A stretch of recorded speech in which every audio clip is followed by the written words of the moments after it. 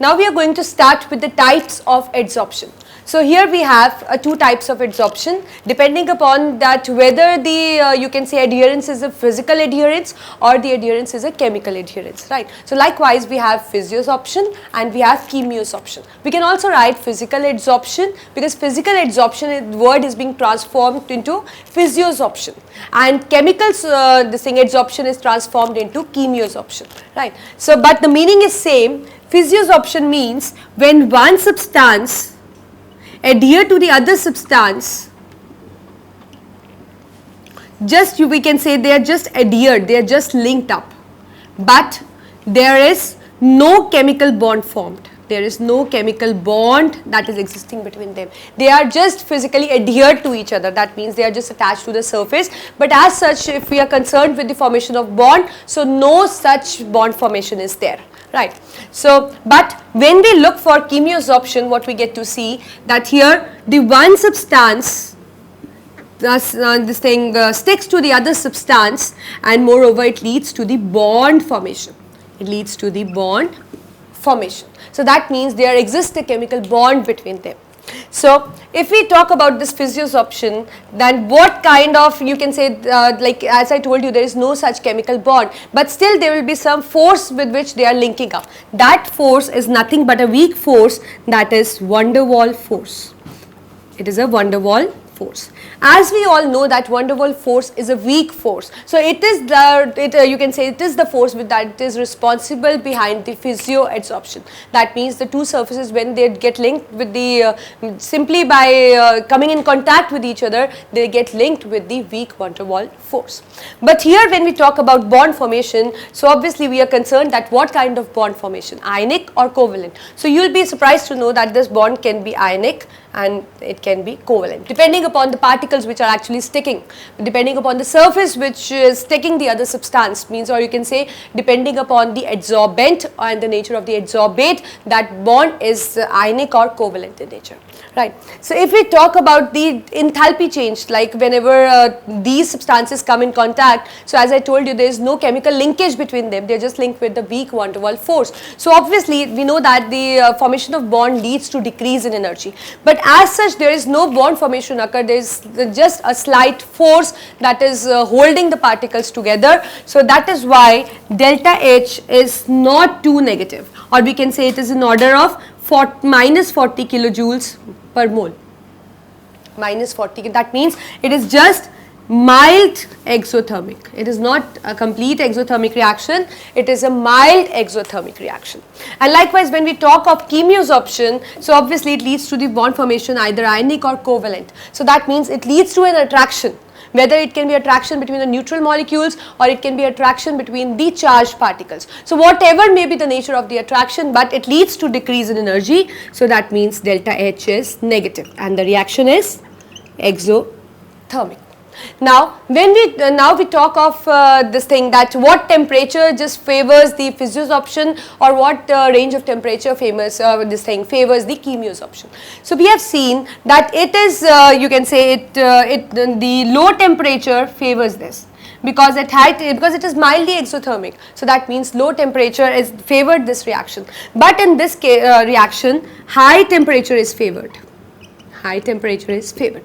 The reason behind it, you know that for the reaction to occur, like because there is a bond formation, so that means for the reaction to occur, the reactants must collide. We did it, right? So that means the reactants must collide, and we also know that to make the collisions effective, the reactant should have energy at least corresponding to the the activation energy.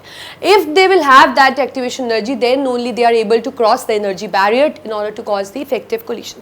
Now to have the activation energy, that means to have the energy equal to activation energy, they need high temperature, because that temperature will increase their energy and more reactant molecules can cross the energy barrier in order to make the collisions effective, or you can say in order to make the bond formation or show the bond formation.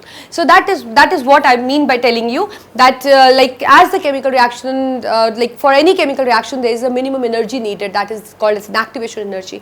So that is why it is favored at high temperature, because high temperature will just increase the energy for the reactant molecules, and more the reactant molecules have the energy corresponding to activation energy, they will be able to cross the energy barrier in order to cause effective collisions or in order to form the bond formation.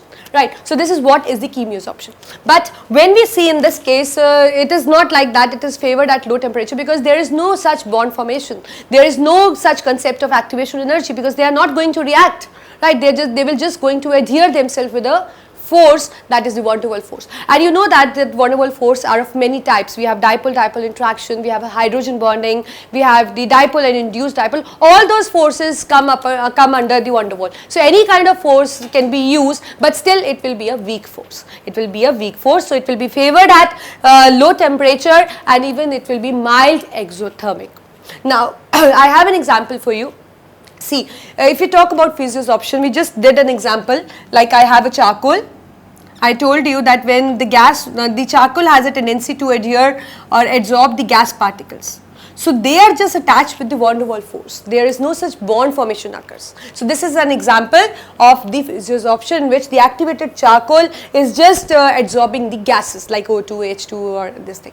And you know that the property of charcoal to absorb hydrogen gas is used in a fuel cell. So that means we have this property being used in many other processes also. But when we talk of chemisorption, like I have an example, see, we have iron article. The iron article, when comes in contact with moisture, these air particles, they get adsorbed on the iron surface and they form a chemical bond which leads to the formation of rust. That means it leads to rusting of iron. So here what we get to see, that here we get to see a bond formation. So that means it is an example of chemisorption. It is not like that every time a given substance will show either a physiosorption or will show a chemisorption. We can also see both kind of physical and chemical sorption occurring in many reactions. See, I am just going to explain you with an example. Suppose I have let's say hydrogenation of oils. Let's say hydrogenation of oils. So what is hydrogenation of oil? It is nothing but the change of unsaturated fat into a saturated fat by adding hydrogen in presence of catalyst nickel. So this is what I am going to sum up first. I have this unsaturated fat, I am going to add hydrogen in presence of nickel and it transforms into a saturated fat. Right. You know that in this case it is an example of adsorption, because in this reaction we get to see the physical adsorption occurring and also the chemical absorption occurring. Just look at the board how. Suppose I have H2 molecule and this is my catalyst nickel. This is my catalyst nickel which I am using to increase the rate of reaction. So what it is going to do first, it is going to attract this hydrogen molecule toward itself. And when it will attract this hydrogen molecule toward itself, so it will get adhered to its surface. So this is a physioadsorption occurring, because it gets adhered to the surface of the nickel, not get inside the nickel, right? It just adhere to the surface of nickel. Now what happens? When it gets adhered to the surface, what actually nickel do, that it just you can say succeed in this thing, breaking the bond between the hydrogen and make the hydrogen atom attached to it with a weak bond. Right. So that means the bond formation has taken place here. So we can say it is a chemical adsorption now. Now what happens, because we know that it is going to just increase the rate of reaction, it is just going to help the hydrogen in reacting with the ethene. Now ethene particle approach this, we have already H which are attached to the nickel with a weak chemical bond. So now when the ethene molecule will arrive here, it will interact somehow with the surface of the nickel. And in the meanwhile what will happen, this hydrogen, one of the hydrogen will get transformed to the ethene molecule, and likewise in the other step what we will see, that this ethene molecule will take up the other hydrogen also. So that means what has happened in this case, obviously first it gets adhered and then the bond formation, whether the bond formation between the H and the nickel or whether it is an interaction between the double bond, pi bond and the nickel surface, or whether it is the joining of hydrogen bonds, so hydrogen with the alkenes. So in all these things, what we can say that in this kind of reaction, physical adsorption also take place, the adherence to the surface also took place, and also it leads to the formation of the chemical bond. That means it released the energy also. So this kind of reaction is an example where we get to see the physioadsorption as well as the chemiadsorption. One more example is striking my mind. You know that like if we have this thing dye dipped in water, and when I am going to dip chalk in it, you know that you are going to see absorption as well as adsorption, because the particles will stick to the surface, and moreover when we will break the chalk, we will see that that gets uniformly distributed throughout also. So likewise, as I told you that adsorption and absorption can also occur in any substance, so likewise the physical adsorption and chemical adsorption can also occur in a one single reaction, as we did in this thing, right. So now we will be just summing up the difference between the physioadsorption and the chemiadsorption. Just look at the board carefully.